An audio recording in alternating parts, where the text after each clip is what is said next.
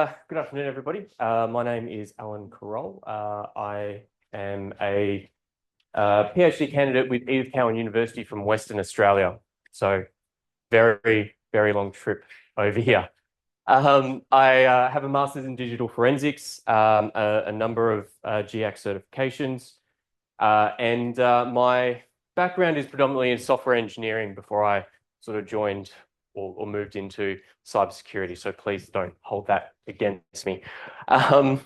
So where I am at the moment in my PhD, I'm in my third year. I'm finishing off some of the development stuff in relation to my framework and looking to open source the framework towards the end of the year. So my presentation today, FEAR, a novel framework for representing digital forensic artifacts in knowledge graphs. First thing really to look at here is what we are talking about when we're looking at semantic knowledge graphs. Realistically, what we have is our knowledge graphs are statements of truths. All right. One of the big issues that we have when we look at semantic knowledge graphs is something we refer to as the open world assumption, in that we assume that these graphs are incomplete. So while we look at a statement of the statements of truths, not having a statement that says something is true does not necessarily mean that the statement is false. When we look at how these statements are represented, the resource descriptor format is one of the most common that we use for representing these statements. And importantly, when we look at semantic knowledge graphs, they're based in ontologies.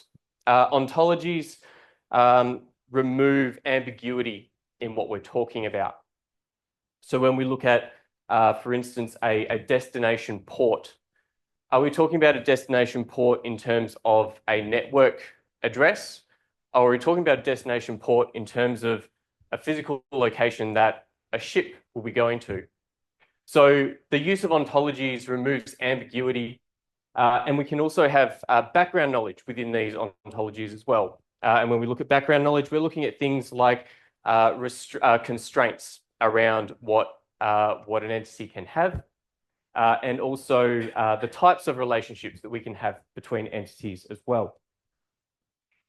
One of the issues we have with use cases in the cross-discipline applications of knowledge graphs is the ability to easily generate these semantic knowledge graphs. The use of semantic knowledge graphs in digital forensics is not actually new. There's a number of previous research that have looked to leverage the use of semantic knowledge graphs for digital forensics. The first one here, a data mining framework for digital forensic investigations, one of the earliest that we have in the field, and look to use an ontology-based system along with a rule filter framework for filtering out data within digital forensic investigations. The second one, we're looking at the development of the ontology representation for digital forensic and investigations. Along with that development of the ontology, they also produced a framework or a way to actually construct these knowledge graphs, leveraging the use of tools like logged timeline, right? The Plazo tool, logged timeline. Further on from there, we've got a research between Leeds Beckett University and West Yorkshire Police, look to use exported FTK reports and HTML parsers that were able to pull the information and produce knowledge graphs out of them. And finally, the last one I have on here, an ontology engineering case study for advanced digital forensic analysis, proposes a pluggable architecture for extending data sources. So these are just a few of the many different sort of frameworks that have existed previously. And one of the things that all these research have sort of explored is some of the benefits of using knowledge graphs in digital forensics. Uh, Machine interpretability leading to forms of automation. So being able to aggregate heterogeneous evidence, discover relationships, support automated reasoning, and also the deduction from implicit knowledge. When we look at the emerging work in the application of artificial intelligence, we've got the use of knowledge graph question answering systems. We've also had recent work that's used LLMs and deep learning networks together along with the semantic knowledge graphs. One of the advantages with using something like a semantic knowledge graph is that we're dealing with statements of fact. And when we have AI and LLM implementations that use those, we're no longer dealing with the possibility of those hallucinations as we have those statements of fact. There's also some later work in 2024 using Python specifically for two of the ontologies that are used within the cybersecurity and digital forensic field, the unified cybersecurity ontology and also the case ontology. The focus of this research was the generation of Python code to convert essentially ontologies into something that can be executed. It was also aimed at exploring the emerging synergies of AI and ontologies and automated the analysis and facilitated the automated deductions as well. But with all of this, we need the semantic knowledge graphs to begin with. So some of the commonalities that we see in these frameworks is leveraging the existing tools that we have and intermediate formats. Examples there being the logged timeline, volatility, autopsy, and also other forensic suites like FTK. The artifact to knowledge graph mapping that we see in these is often locked away in platform code. It's to the coding styles of the developer, whoever's written the code to begin with, and obscured by the functional coding styles and locked within the code of the system itself.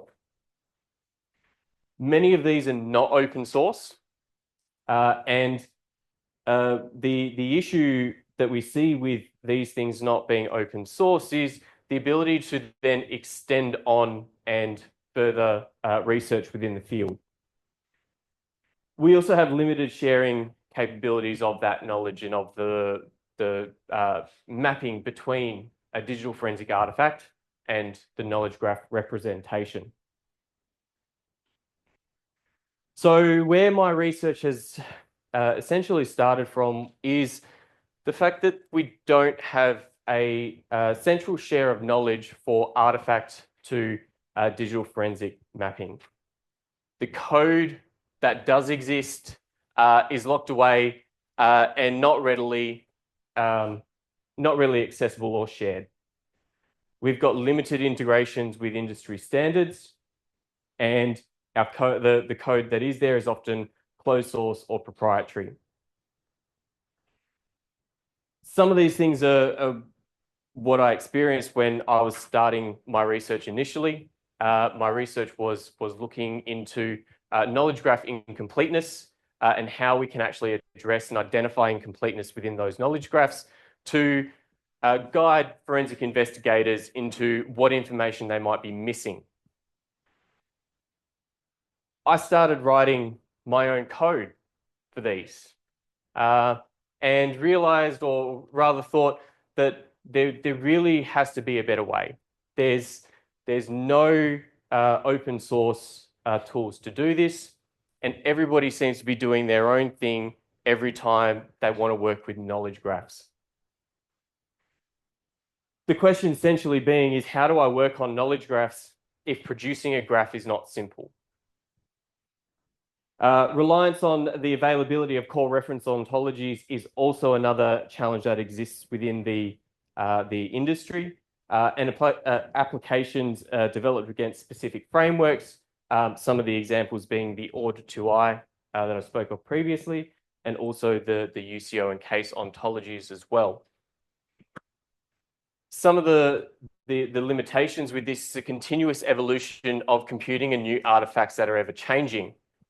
And while there is recent research to address the lack of a core reference ontology in cybersecurity, one of the issues we have with that is the ever-changing and ever-expanding need to encode more digital forensic artifacts.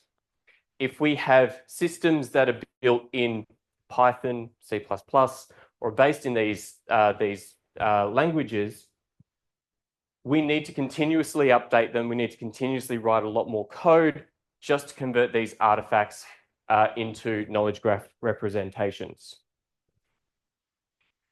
Within the industry as a whole, the idea of sharing knowledge is quite prevalent.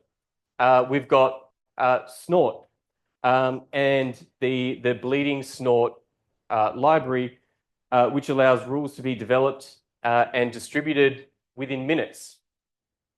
Virus total and hybrid analysis.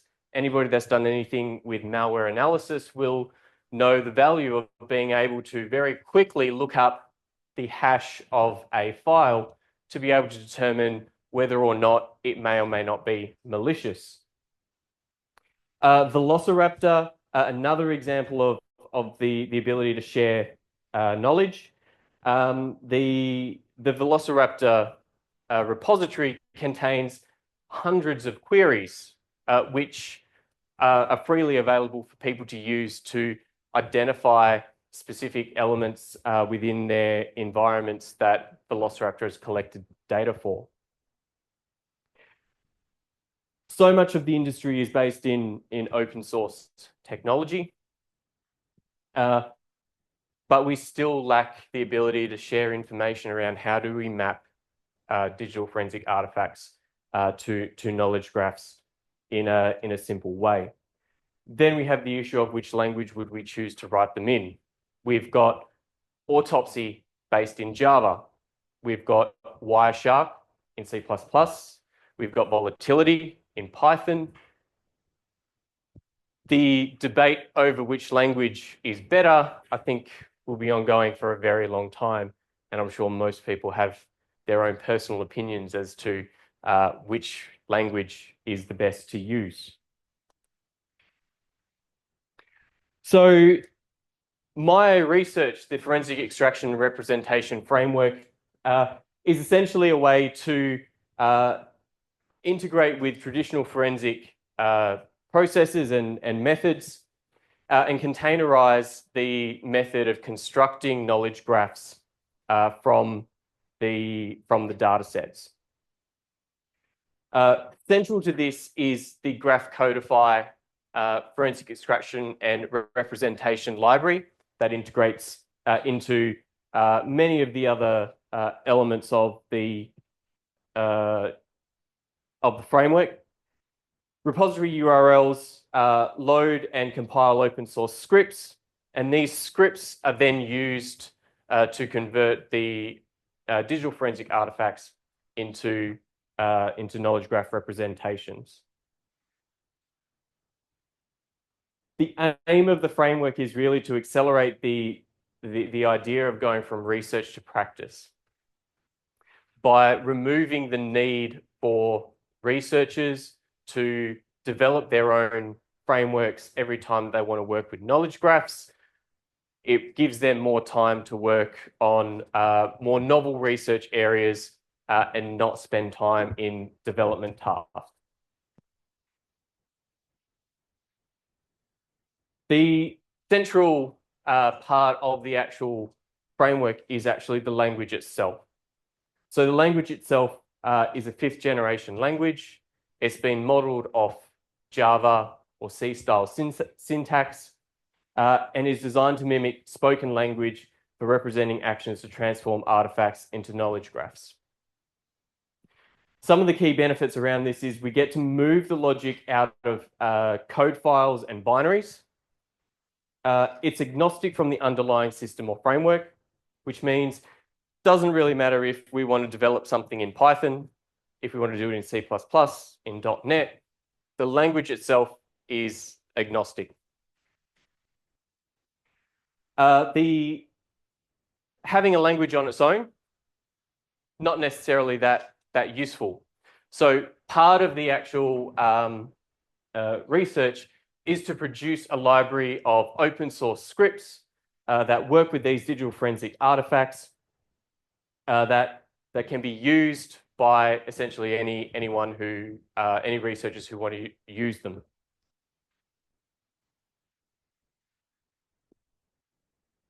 Along with the research is also an autopsy module.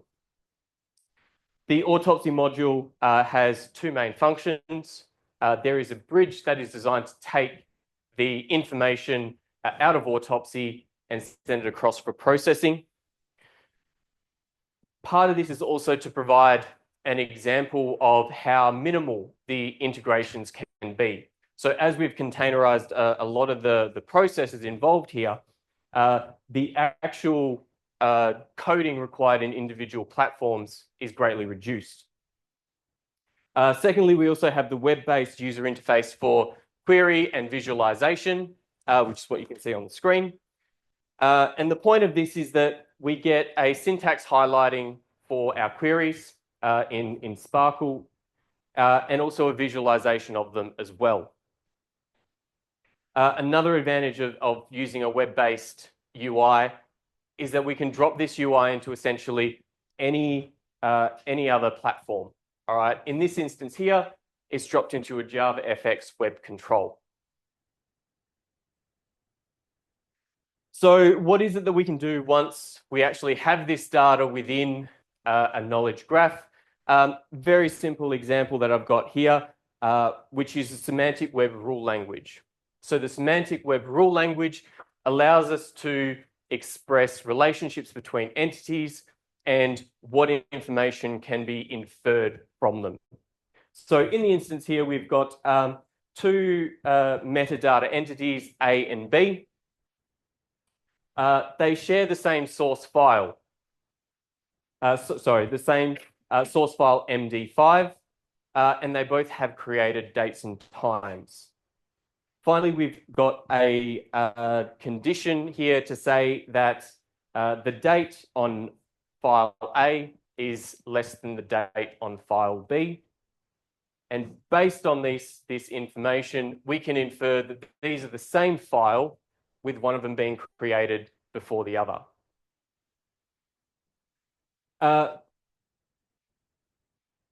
This is a cut down version of a very large data set that's been produced, something around about 200,000 statements within this particular data set. And using the semantic web rule language and the rule on the previous slide, we're able to make inferences about the relationships between some of these entities. So in the example we've got here, the created dates and times in the top right, on the right and also on the left, can be used to actually infer relationships between these particular entities. We can use these relationships to build further. So by having things like our memory information, processes that are executing, network information, connections to other systems, we can build more complex logic out of expert knowledge to be able to make more inferences around what has actually occurred within the investigation. Encoding digital forensic artifacts into semantic knowledge graphs enables machine interpretability and automated reasoning. The forensic extraction and representation framework introduces a way to integrate systems with semantic knowledge graphs through a generic language that's agnostic to our underlying platforms. And importantly, the GFEAR language enables a sharing of knowledge that is essentially synonymous with the industry. With that, thank you for your attention. And if anybody has any questions,